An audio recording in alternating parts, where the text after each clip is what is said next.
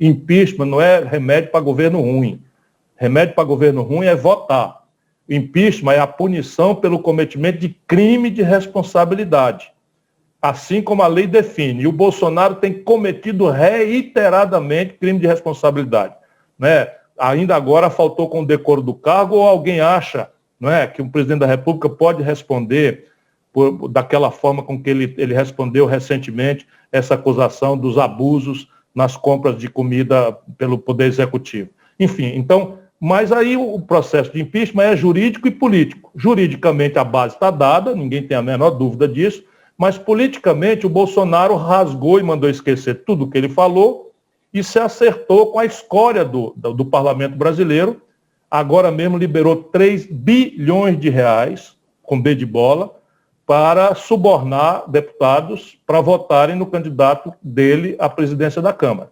Nós estamos na grande aliança, evidentemente nós somos 130 em 513, portanto todo mundo, por favor, entenda que a nossa força é muito relativa, mas nós temos feito o que podemos de transformar e estamos com esperança de vencer o Bolsonaro nessa disputa na Câmara Federal. E o impeachment depende de uma autorização do presidente da Câmara. Ele pode cometer todos os crimes de responsabilidade. Se o presidente da Câmara não despachar o processo, ele não tem prazo, essa é a loucura da lei brasileira. Não tem prazo, não dá satisfação, não responde, e essa, para mim, foi a grande falha do Rodrigo Maia, não é, que sentou-se em cima de representações muito bem fundamentadas e vai pagar um preço na história por ter sido corresponsável por mais de, enfim, 225 mil mortes aconteceram pelos crimes de responsabilidade do Bolsonaro, ou pelo menos a maioria delas.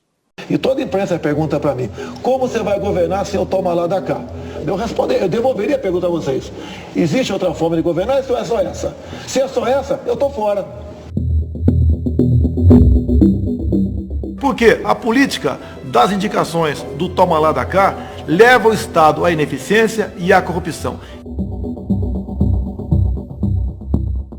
Não aceitaremos o toma lá da cá e nem imposição partidária para escolher o nosso time de ministros.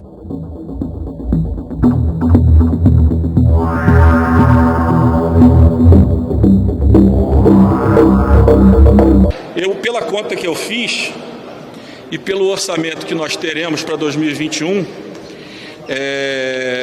pelo que eu já vi que o governo está prometendo junto com o seu candidato, vai dar pelo menos uns 20 bilhões de reais de emendas extra-orçamentárias. Eu quero saber em que orçamento, para o ano de 2021, com todo o problema do teto de gastos, que eles poderão cumprir, se vitoriosos, essa promessa. Eu acho que cada dia que passa, você vê que as pessoas vão vendo que vão acabar sendo enganadas nesse toma lá da cá. Mas se tiver um clima no parlamento, pelo que tudo indica, as duas pessoas, né, Luiz Lima, que nós temos simpatia, devem se eleger, não vamos ter mais uma pauta travada, a gente pode levar muita coisa a mais, quem sabe até ressurgir os ministérios, né, esses ministérios, que algum pode falar, quer criar ministério de novo. O tamanho do Brasil, pessoal, só a Amazônia é maior que toda a Europa Ocidental, todinha. Presidente, o senhor considera recriar algum ministério? Vira aqui, cara. Hoje foi comentado isso numa sessão. Eu queria prestigiar 3 secretários que estavam lá, são excepcionais secretários. O Marcelo do Esporte, o Jorge Seife da Pesca e o Frias da Cultura. Então, um gesto que eu fiz, né, que eles cairiam bem no ministério. Nada mais além disso aí. E a gente sabe muito bem que Central Arthur Lira acabou, né? Acabou. Isso vai acontecer. Os crimes comuns, Amanda, cometidos na constância do mandato, não são julgados pela Câmara. São julgados pelo Supremo Tribunal Federal, embora a Câmara tenha que autorizar o Supremo a fazer o julgamento por 2/3 dos votos. Portanto, a nossa luta vai continuar. E essa luta, ela obriga o Bolsonaro a prestar atenção no serviço.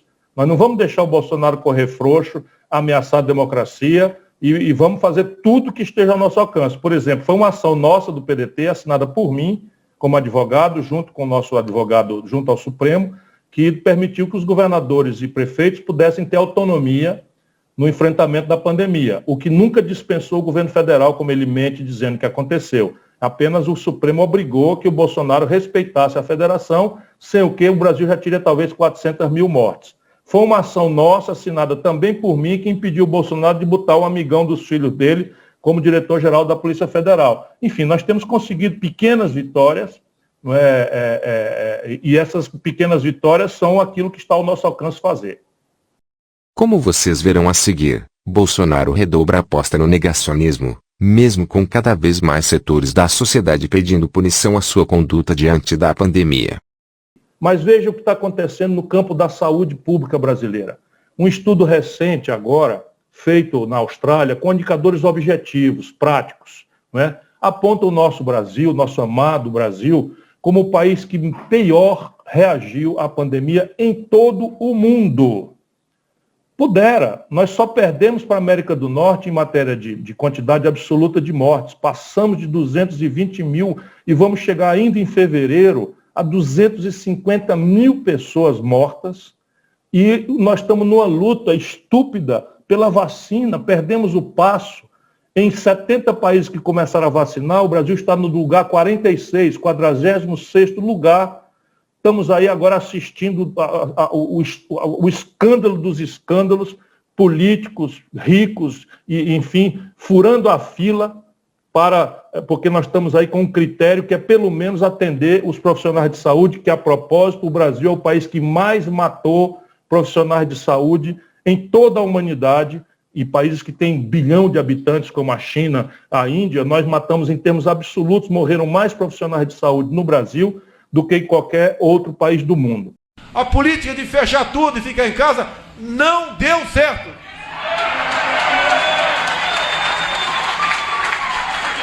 O povo brasileiro é forte. O povo brasileiro não tem medo do perigo. Nós sabemos quem é que são os vulneráveis, os mais idosos e os com comorbidade. O resto tem que trabalhar.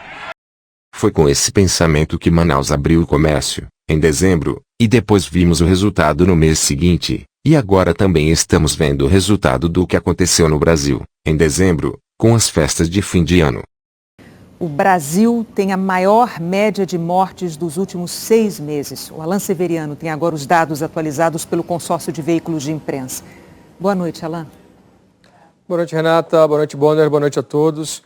Pelo 4º dia seguido, o Brasil registrou mais de 1.000 mortes em 24 horas. Foram 1.099, elevando o total de vítimas para 222.775. Agora a gente vai conferir a média de mortes. São, em média, 1.068 mortes por dia, ainda dentro do limite da estabilidade, mas 12% a mais do que 14 dias atrás. E de alta em alta, essa é agora a maior média diária, olha só, desde dia 27 de julho, há mais de 6 meses. 6 procuradores enviaram hoje ao Procurador-Geral da República, Augusto Aras, um pedido para que ele ofereça denúncia contra o presidente Bolsonaro pelo crime de causar epidemia mediante a propagação de germes patogênicos.